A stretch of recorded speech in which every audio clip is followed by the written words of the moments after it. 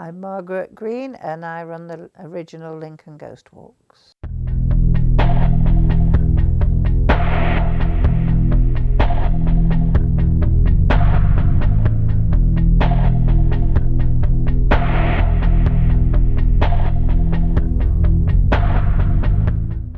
Been running the Ghost Walks about 18 years because they were started by the Nottingham Ghost Walk people with my son as their guide. And one night I acquired a ghost walk.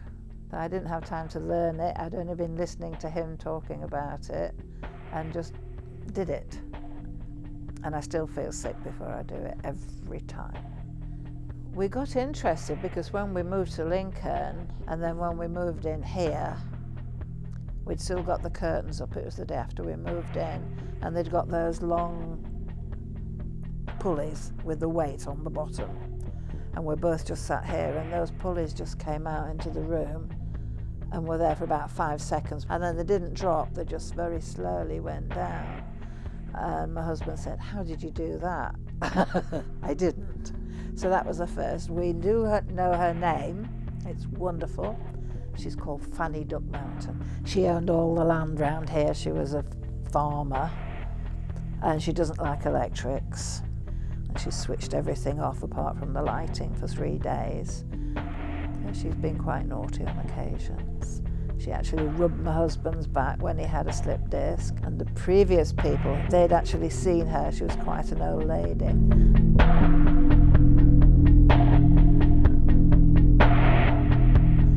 I suppose it has to be Melanie. That is my favourite story about before.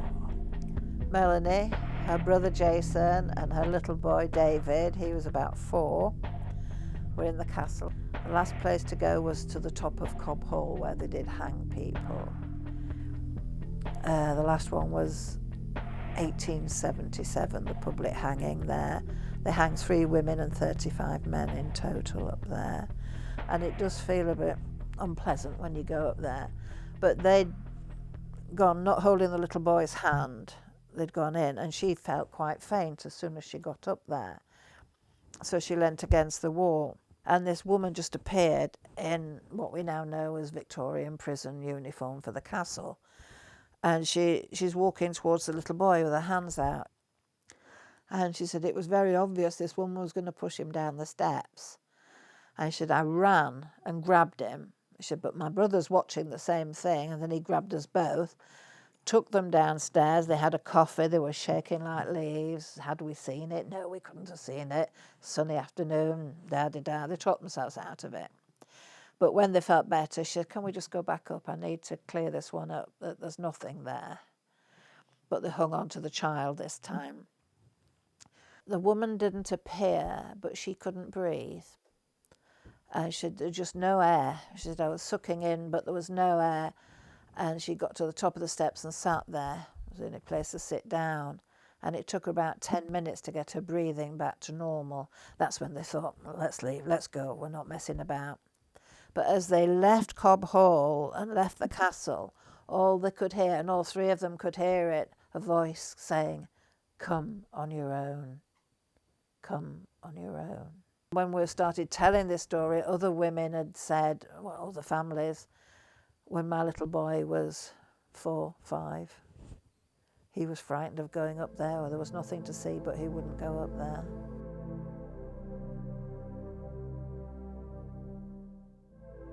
Hi, my name's Doug Robinson. I'm a friend of Lincoln Castle and one of the train guides that provide guided tours for the public in the castle.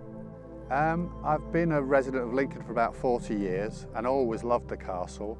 We used to bring our kids in here when they were a lot younger because it's a great place for kids to play, and in those days you used to be able to get up on the walls. My daughter actually got her head stuck in the railings at one stage. So we used to come in here as a family.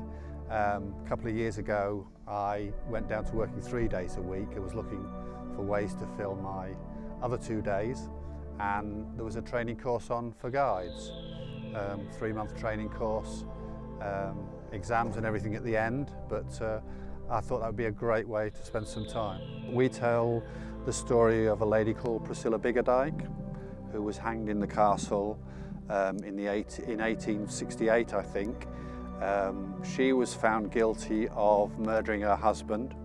She protested her innocence all through the trial, and when she'd been found guilty, she was hanged on December the 28th, and still protesting her innocence. Some years after that, one of the lodgers who lived with her and her husband confessed to the murder, so she was obviously telling the truth all that time.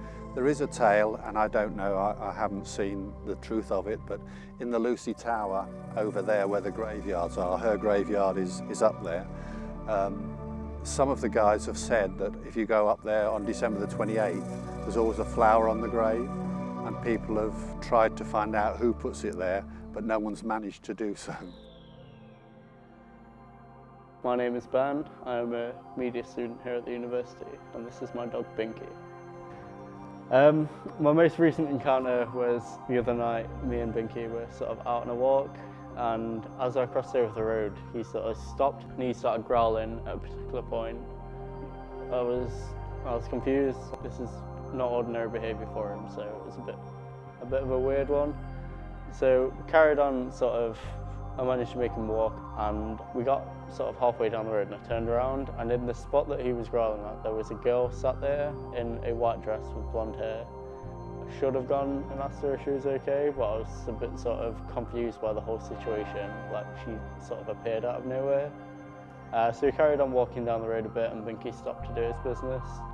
And out of curiosity, just turned around to see if she was still there or still crying, and she completely disappeared. It must have been about 5 seconds, so she either sprinted off or completely disappeared. As we sort of walked back down that road when I was going home, he stood again and started barking at the exact same spot. So I was very confused by the whole situation. More confusing than scary, I'd say. It made me feel on edge at first. I was still confused by the whole situation, but as sort of you walked back to that spot, I felt like a cold chill. I don't know if it's sort of a psychological thing that I've just seen something in that spot that's disappeared, and that sort of sent me into an overdrive of thinking, or if it was actually a sort of paranormal area that sort of the temperature had actually rapidly dropped in. We don't like telling a story if it's only one person told us. I mean, like the horse in Castle Square now, I was told for the 11th time 3 months ago. Or like the orbs we get, or the figures we get at the Greystone Stair Arch, things like that. So you like a few that have seen it before you start telling it to be as truthful. We love doing it, but when the weather gets icy, I can't go in a mobility scooter then, so the other two have to pick up the bits. I don't know, there's someone who's very interested in taking it over, but it's mine, it's independence, it's the first thing I've done that is mine. So yes, there's a lot of times when I've had enough, but a lot of times when I want to keep it going, so I can't answer that question because I don't know.